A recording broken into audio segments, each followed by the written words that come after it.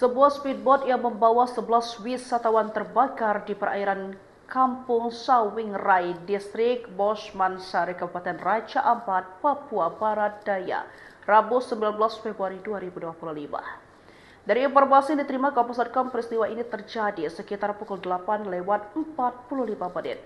Speedboat Suraimbon mengangkut 11 penumpang yang terdiri dari 7 warga negara asing dan 4 warga negara Indonesia.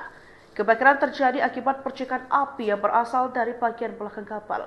Akibat insiden ini, sejumlah wisatawan mancanegara mengalami luka bakar dan harus dilarikan ke rumah sakit untuk mendapat perawatan medis.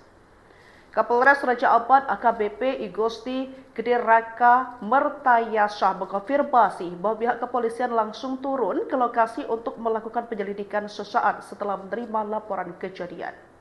Selain melakukan penyelidikan, pihak kepolisian juga bergerak cepat dalam proses evakuasi para korban. Seluruh penumpang berhasil diselamatkan meskipun beberapa wisatawan mengalami luka bakar dan saat ini tengah menjalani perawatan intensif di RSUD Waisai Raja Ampat.